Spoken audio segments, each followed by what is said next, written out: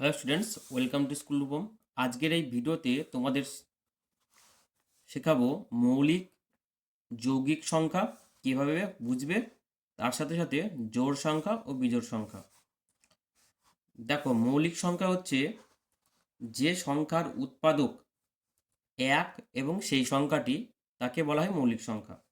যেমন ধরো দুই, দুইয়ের উৎপাদক দুই এককে দুই, অর্থাৎ এক ও দুই।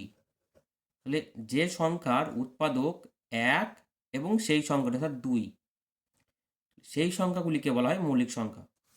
যেমন ধরো সাত, সাতের উৎপাদক সাত এককে সাত, তাহলে এক এবং সেই সংখ্যাটাই হচ্ছে, সেই জন্য এটাকে বলা হয় মৌলিক সংখ্যা। সতেরো, সতেরোর উৎপাদক সতেরো এককে সতেরো, তাহলে এক এবং সেই সংখ্যাটি হওয়ার জন্য সতেরোকে বলা হয় মৌলিক সংখ্যা। ঠিক একই রকমভাবে যৌগিক সংখ্যা। যৌগিক সংখ্যা হচ্ছে যে সংখ্যার উৎপাদক এক ও সেই সংখ্যা ছাড়াও অন্য উৎপাদক থাকে। যেমন ধরো আট, আটের উৎপাদক দুই চারে আট, আবার আট এককে আট, তাহলে এখানে এক ও সেই সংখ্যা ছাড়াও অন্য উৎপাদক পেলাম দুই ও চার, সেই জন্য এই সংখ্যাটিকে বলা হবে যৌগিক সংখ্যা। যেমন ধরো পনেরো, তিন পাঁচা পনেরো, আবার পনেরোকে পনেরো, এক ও সেই সংখ্যা ছাড়াও এখানে তিন ও পাঁচকে উৎপাদক পেয়েছি, এই জন্য পনেরো হলো যৌগিক সংখ্যা। এবার প্রশ্ন হতে পারে এক, এক মৌলিক না যৌগিক সংখ্যা? দেখো, একের উৎপাদক এক ছাড়া কিন্তু আর অন্য কোনো সংখ্যা নেই। যেমন মৌলিক সংখ্যা দেখলাম এক ছাড়াও অন্য একটি সংখ্যা ছিল, অর্থাৎ সাতের উৎপাদক সাত ছাড়াও এক ছিল এখানে, কিন্তু এখানে একটি মাত্রই উৎপাদক, সেই জন্য এককে এখানে মৌলিকও বলা হয় না, যৌগিকও বলা হয় না। অর্থাৎ একের উৎপাদক একই হওয়ার জন্য এ মৌলিকও নয়, যৌগিকও নয়। এবার আসছি জোড় সংখ্যা, অর্থাৎ যে সংখ্যাগুলিকে দুই দিয়ে ভাগ করলে আমরা ভাগফল পাবো, অর্থাৎ মিলবে।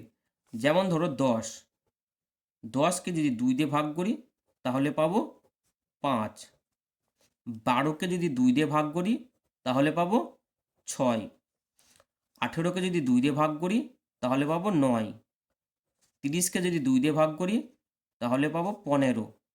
তাহলে এই সংখ্যাগুলি হলো জোড় সংখ্যা। দেখো এখানে একুশ একটি যৌগিক সংখ্যা,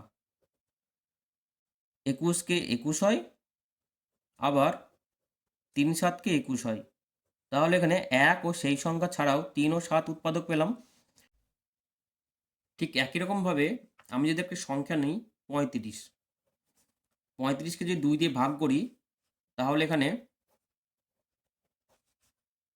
দুই এককে দুই, এক, পাঁচ নামলো, দুই সাতকে চোদ্দ, এক অবশিষ্ট থাকছে, তাহলে এটা কিন্তু ভাগ শেষ থাকছে। আগের অঙ্কগুলিতে যেরকম দশকে দুই দিয়ে ভাগ করলে পাঁচ পাচ্ছিলাম, বা চৌত্রিশকে যদি দুই দিয়ে ভাগ করি দুই এককে দুই, এক চার, দুই সাতকে চোদ্দো, এখানে কিন্তু ভাগ শেষ নেই, মিলে যাচ্ছিল। তাহলে এই সংখ্যাটি হলো, চৌত্রিশ সংখ্যাটি হলো জোড়, আর পঁয়ত্রিশ সংখ্যাটি ভাগটি সেটি হলো বিজোড়, আর যেটি মিলে যাবে ভাগফল পাবো, ভাগশেষ থাকবে না, সেটি হলো জোড় সংখ্যা।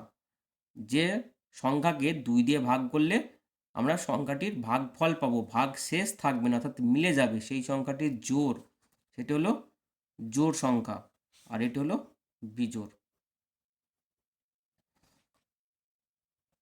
এবারে দেখো, তোমাদের 25 পাতার যে 1 থেকে 50 পর্যন্ত মৌলিক সংখ্যাগুলি লিখতে বলেছে। তাহলে 1 থেকে 50 পর্যন্ত মৌলিক সংখ্যা, এক মৌলিকও নয়, যৌগিকও নয়, দুই মৌলিক, এরপরে 3, 7, 11, 13, 17, 19, 23, 29, 31, 37, 41, 43, 47। তাহলে 1 থেকে 50 পর্যন্ত মৌলিক সংখ্যা এগুলি, অর্থাৎ মোট 1, 2, 3, 4, 5, 6, 7, 8, 9, 10, 11, 12, 13, 14টি হলো মৌলিক সংখ্যা। এবার বলেছে 1 থেকে 50 পর্যন্ত যৌগিক সংখ্যা। তাহলে এই মৌলিক সংখ্যাগুলিকে বাদ দিলে যে সংখ্যাগুলি পড়ে থাকছে 1 বাদ দিয়ে, সেগুলি হলো যৌগিক সংখ্যা, অর্থাৎ 4, সেখানে একটু ভুল হয়েছে, এখানে 5ও হবে মৌলিক সংখ্যা, 5, 4, 6, 8, 10, 12, 14, 15, 16, 18, 20, 21, 22, 24, 25, 26, 27, 28,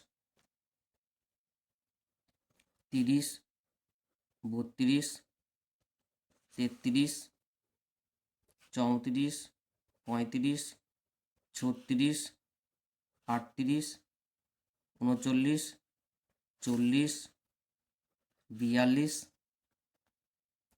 44, 45, 46, 48, 49 ও 50।